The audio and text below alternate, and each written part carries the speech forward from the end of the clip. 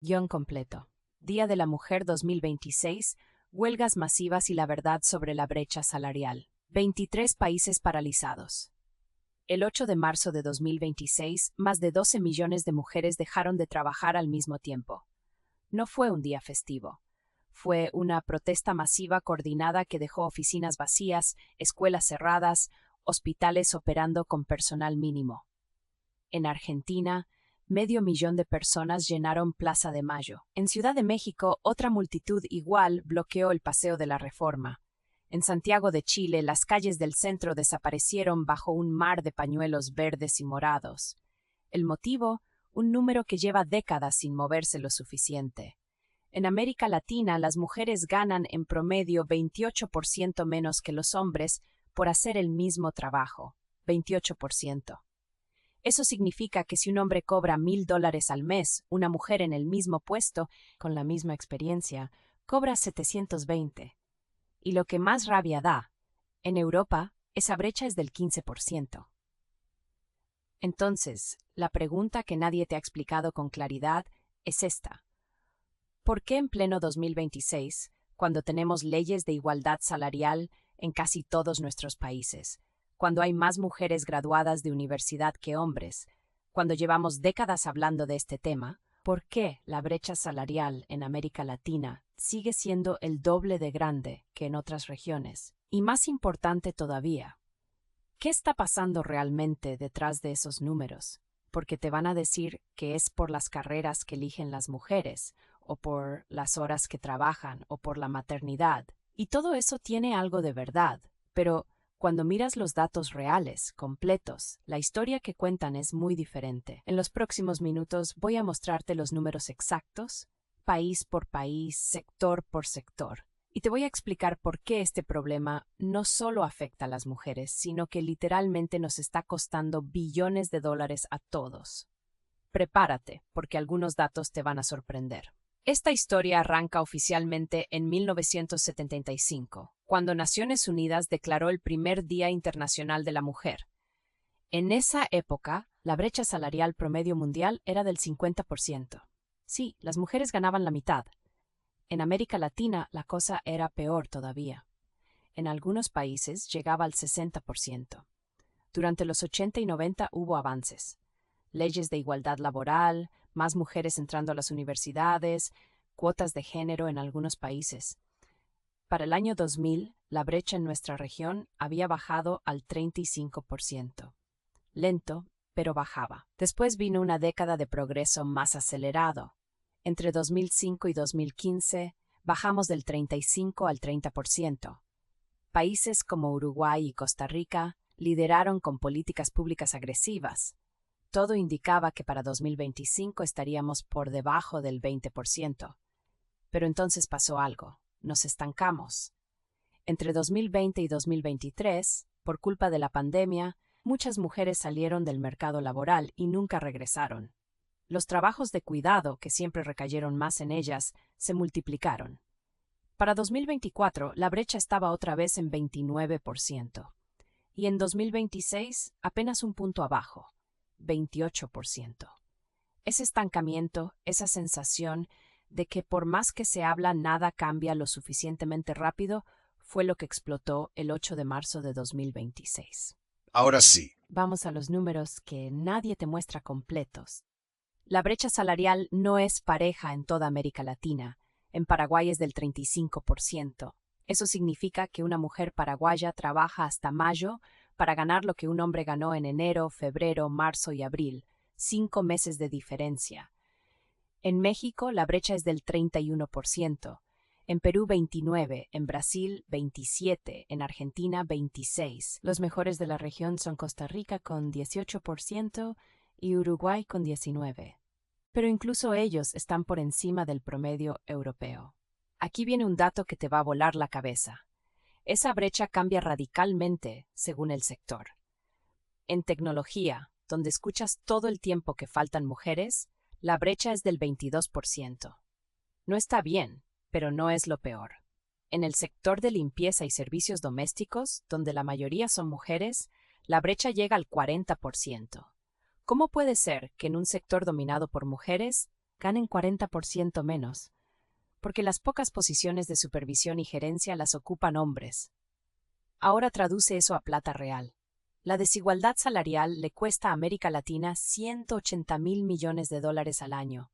Sí, leíste bien. 180.000 millones. Es como si tiráramos a la basura el PIB completo de Uruguay cada año. Y esto te afecta directamente aunque seas hombre. Porque cuando la mitad de la población gana menos, consume menos, invierte menos, emprende menos, la economía de todos crece más lento. Un estudio del Banco Mundial calculó que si cerráramos la brecha salarial hoy, el PIB de América Latina crecería un 34% en la próxima década. 34%. Eso es más crecimiento que cualquier tratado comercial o reforma fiscal. Pero hay otro número todavía más brutal. Si medimos no solo el salario, sino también el trabajo no remunerado, cuidar niños, limpiar la casa, cocinar, cuidar ancianos, las mujeres latinoamericanas trabajan 35 horas a la semana en eso.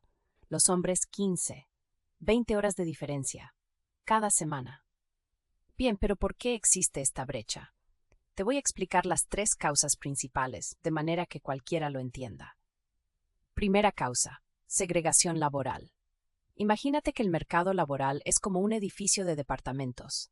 Los pisos de abajo, que pagan menos, están llenos de mujeres. Maestras, enfermeras, trabajadoras sociales, empleadas de limpieza, cajeras. Los pisos de arriba, que pagan más, están llenos de hombres, ingenieros, ejecutivos, pilotos, cirujanos. No es que las mujeres no puedan subir, es que desde chicas las empujan sutilmente hacia ciertas carreras apropiadas y las alejan de otras.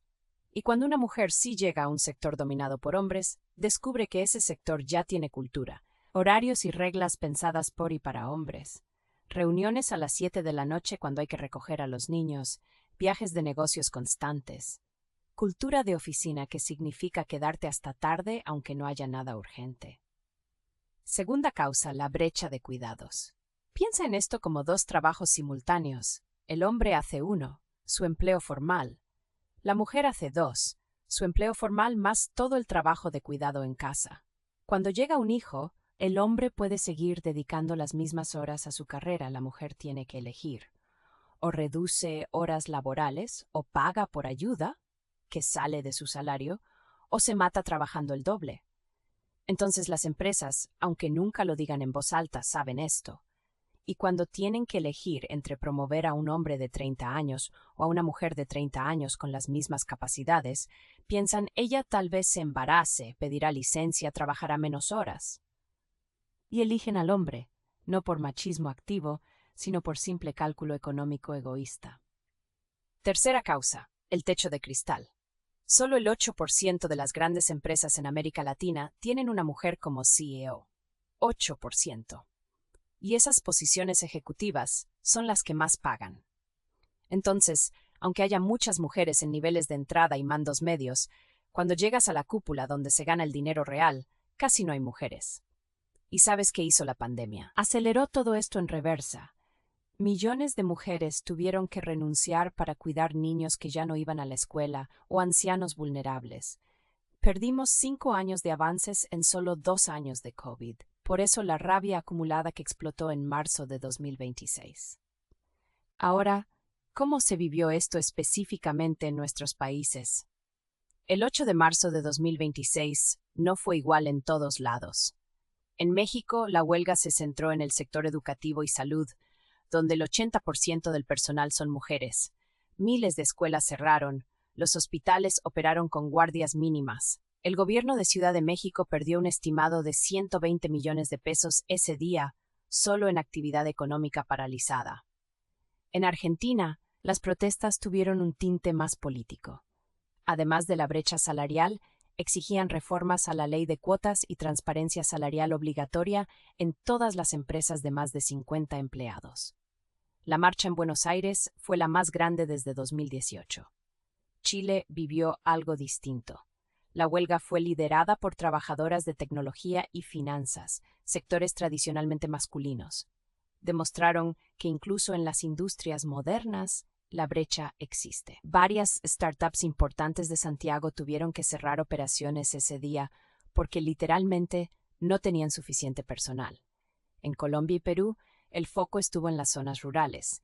Ahí la brecha es todavía más grande, porque muchas mujeres trabajan en agricultura familiar o economía informal, donde ni siquiera hay estadísticas oficiales. Las movilizaciones exigieron que se reconozca y mida ese trabajo invisible.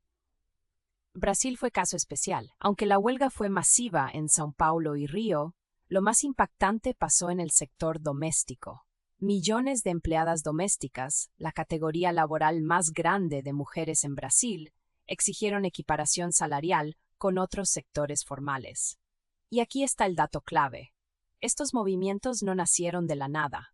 Desde 2024, colectivos de mujeres en toda la región empezaron a compartir sus recibos de sueldo de manera anónima en plataformas online. Crearon bases de datos que mostraban, empresa por empresa, sector por sector, las diferencias salariales reales. Ya no era teoría, era evidencia dura. Te dejo con un dato final que reencuadra todo esto. Si América Latina lograra cerrar la brecha salarial al ritmo que lo hicieron Costa Rica y Uruguay en los últimos 10 años, lo conseguiríamos completamente en 18 años, para 2044. Eso significa que una niña que nace hoy podría entrar al mercado laboral en un continente donde su género no determina su sueldo, pero solo si aceleramos el paso. Porque el verdadero costo de la desigualdad no solo esos 180.000 millones de dólares al año, es el talento desperdiciado. Son las empresas que no se crearon porque alguien no tuvo capital. Son las innovaciones que nunca llegaron porque alguien tuvo que elegir entre su carrera y cuidar a su familia. Los países que ya redujeron su brecha a la mitad tienen algo en común: transparencia salarial obligatoria, licencias parentales compartidas entre hombres y mujeres, subsidios reales para cuidado infantil y cuotas exigibles en directorios de empresas. No es magia, es política pública concreta. Las huelgas del 8 de marzo de 2026 no cambiaron todo de un día para otro, pero pusieron los datos sobre la mesa de una manera que ya nadie puede ignorar.